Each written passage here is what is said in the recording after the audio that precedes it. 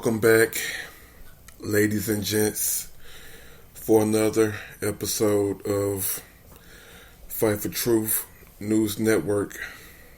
I'm your host, Mr. Nobody. Before I get started, I always have to give all honor, glory, and praise to the Creator, the Most High.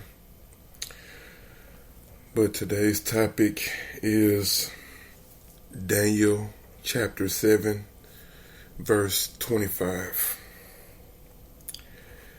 And I read, "And he shall speak great words against the Most High, and shall wear out the saints of the Most High, and think to change times and laws.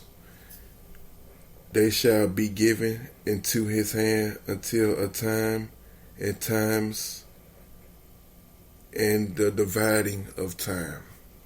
End quote. That was the verse. Well, that was the whole, kid and caboodle. What I think about it is it's confirmation for me living in these times with all of these current events that's going on. It's just confirmation for me, with all these, like I just said, current events, which is all scripted, is nothing new under the sun. We have so many things that's going on as far as the R. Kelly situation. Then now we got this Dolph situation, and before that it's just so much. Soulja Boy. It's a lot going on. Not to mention the politics of the jab situation, and things that's going on in communities and things that don't get a lot of media exposure. It's a lot of things that's going on in all 50 states. And it goes back to that verse,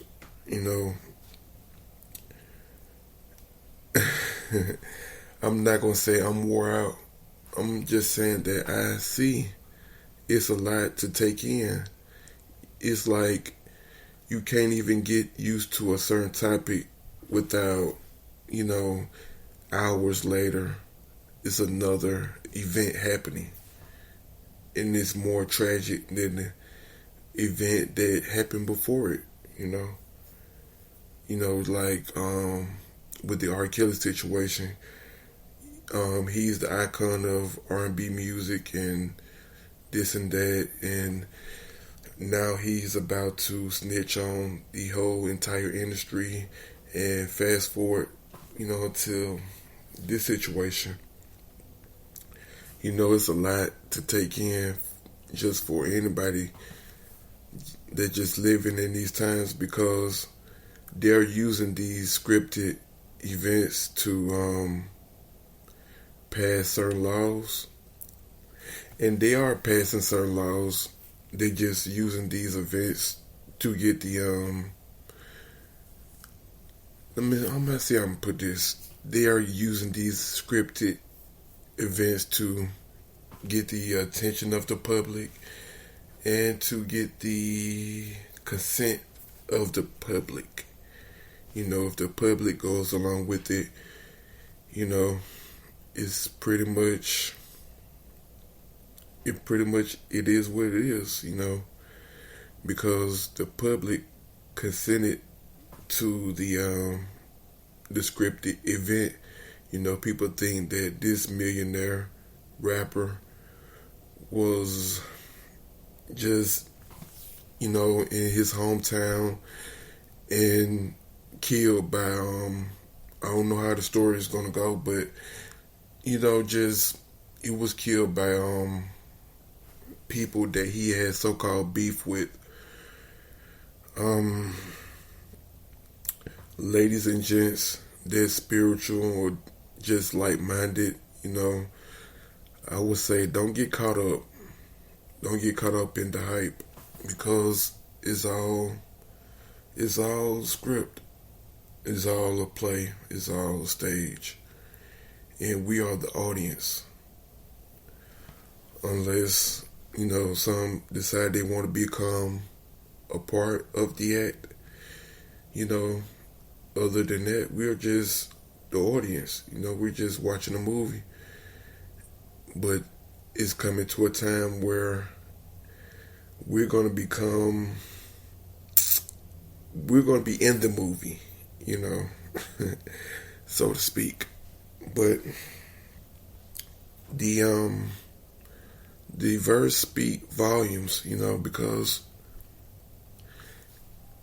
I'm seeing, like I said, the scripted events, but along with the scripted events in the same day, law officials are trying to, they're saying that it's so much violence in the neighborhood behind the fake death of Young Dolph that it is they're changing laws in the city to mandate a curfew along with the mandate of vaccinations, along with the mandate, just it's a lot of things that's going on, and people are just looking at, oh, this celebrity just passed, and they're playing his music, and they're going to be selling his merch, and the old phrase goes, you're worth more dead than alive, and that's a very true statement, because they're going to profit off his death in so many ways. And like I said, it's all part of the script, to get fans and people engaged in conversation.